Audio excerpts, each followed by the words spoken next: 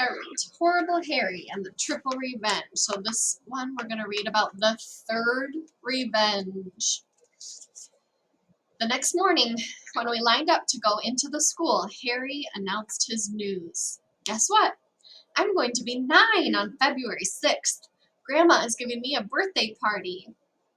No kidding, I said. That's so cool. What are you going to do? It's a surprise, Harry said. Grandma's taking us all to a special place in her Googmobile. Googmobile, Mary and Ida shouted. It's a van named after his cat, the Goog, I explained. What's it look like? Mary asked. Does it have whiskers? Ida added. When you ride in it, you'll see, Harry replied. It's awesome, I said. I've seen it before in Harry's garage. Zuzu and Dexter joined our conversation. Sydney looked on a few steps away. I've got the invitations with me today, Harry said in a low voice. He patted his back pocket. It was bulging. I'm passing them out now before school. Read them after school and don't talk about them. You know Miss Mackle says no handing out party invitations in the classroom. It's rude. This is yours, Doug. Thanks, I said. I like the cow sticker on the front. Then I put it in my pocket. Moo, Harry replied with a grin. This is yours, Songli, Harry said. She tucked the invitation inside her flowered purse. Songli never talked about going to a party in front of other people who weren't going. She wouldn't want someone to feel bad about not being invited. Mary and Ida waited for their invitations. They smiled when Harry handed them each one. I can't wait to go to Harry's party, Mary said. I know it will be different. Look, even the envelope is different. It has a silly cow sticker. Moo, Ida giggled. I love cows. Sydney stepped forward with his hand out. Harry reached behind him. This is yours, Zuzu, and yours, Dexter. When the bell rang, we started to walk into the building. Sydney lagged behind with Harry and me. You didn't give me mine. No, I didn't, Harry said. Sydney paused, then dropped his head. Now you know how it feels to be crushed, Harry said, like Song Li's praying mantis. Sydney locked eyes with Harry. I'm sorry I stepped on that origami bug. You need to say that to someone else, Sid, Harry snapped, not me. Sydney walked into the classroom with his shoulders humped over. Harry's third revenge was the worst. Sydney didn't get an invitation to the party. Later that morning, during writing, I noticed Sydney was folding some green construction paper. Harry was drawing a picture of the Apple Man to go with his story, The Adventures of Appleman. Songli was writing a poem. I was writing about Pajama Day. Suddenly, Sydney walked over to Songli and handed her the crumpled up green paper. Harry and I looked up and listened to his conversation with Songli. This is for you, Sydney said. I never realized how hard it was to fold paper to make a praying mantis. I'm really sorry I stepped on your origami. It was a rotten thing to do. Songli held the green folded paper in the palms of her hands. It didn't look like a praying mantis. It looked like a big blob. It's okay, Songli said. I can make another one. I feel better now. Do you forgive me? Of course, Songli said with a warm smile. Friends forgive each other.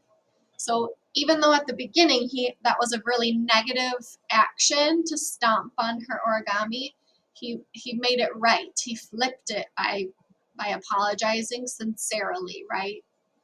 Yeah. This is called cow patty party. Ooh, a cow patty is like another word for cow manure. So it says, you're invited. Harry's 9th birthday invitation was weird. It was brown and round, and it was gross. It was a cow patty. There was a half-written poem inside that said, use your noodle, think of a barn, we're going to a party at the... what rhymes with barn? I thought. Beats me. I couldn't wait for the Googmobile to pick me up that Saturday at 2 o'clock. When I saw the big Volkswagen van turn the corner, I knew it was the Googmobile. There were flowers painted all over it, and on the side there was a big picture of Harry's cat. Honk honk. That's silly. I waved goodbye to my mom and then ran out to the van. Everyone else was inside. even Grandpa Spooker. His wheelchair was in the back. He and Harry's grandma sat in the front. 7 kids were strapped into the 3 rows of seats in the van. "Hi, you guys," I said, sitting next to Harry in the second row. "This van is so cool," Dexter said. "How old is it, Grandma Spooker?" "I had it during my college days at Berkeley," she said, "during the 60s. "Wow," Zuzu said. "That means the Spookmobile is about 40 years old." "We take good care of it," Grandma Spooker said. I noticed everyone had a present on their lap for Harry except Sydney. His was on the floor. He said it was too heavy to lift. "Where are we going?" Mary asked. "I gave you 2 clues on the invitation," Harry said. "The cow sticker and the poem." "What rhymes with barn?" "There aren't too many words that rhyme with barn," Mary grumbled. "Darn," Zuzu replied. Then he laughed. Grandpa Spooker laughed too. "Looks like you fooled them, Harry." "I did, Grandpa, but they even had a 3rd clue. That invitation was one big cow patty. Where do you find those things?" "I put one in my dad's mailbox once," Grandpa Spooker said. "We used to live on a farm in Indiana." Song Lee giggled the loudest. As the Googmobile passed grazing cows in the countryside, Mary called out, "I know, we're going to a farm." "All right," Harry exclaimed. "You finally got it. The milk farm." Zuzu got out his invitation and read the poem with 2 missing words. "Use your noodle. Think of a barn. We're going to a party at the milk farm." Mary made a face. "Harry Spooker, farm and barn do not rhyme." "They almost do," Song Lee said. "It's still a fun poem." Harry flashed Song Lee a toothy smile. "Dibs on sitting next to you at the party," he said. Song Lee's face turned rosy red. "Dibs on sitting next to the birthday boy," Sydney added. Harry rolled his eyeballs, but he didn't object.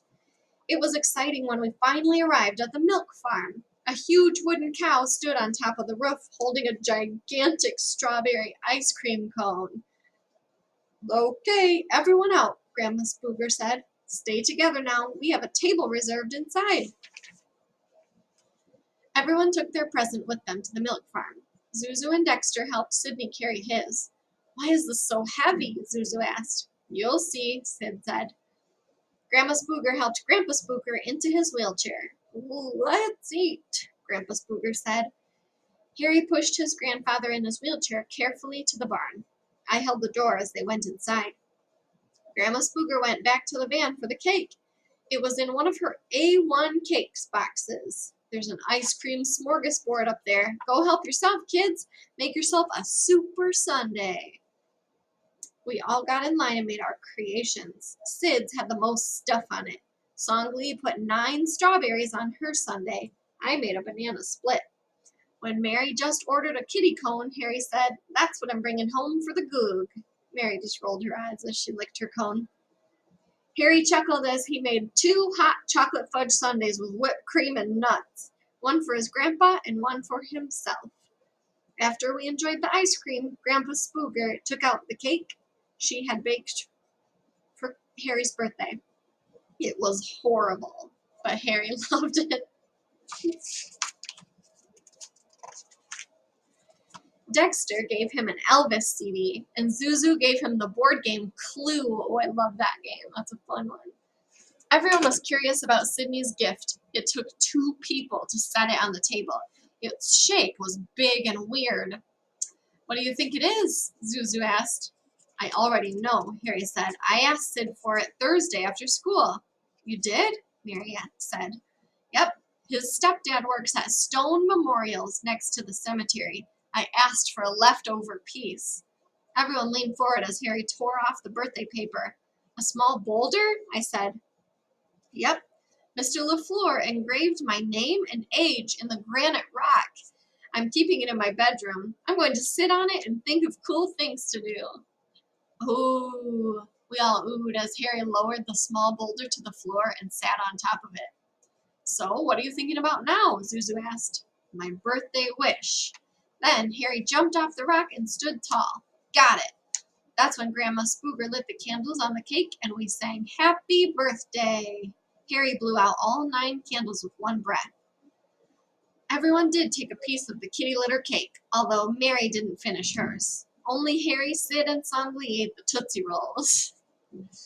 It's hard to believe a week that started out so terrible could end up to be so much fun. But that's what happens when friends forgive each other, and that's what life can be like with Harry in room 3B. So there he is sitting on his, I guess it's like a headstone for a grave at a cemetery. That's a silly thing to ask for, huh?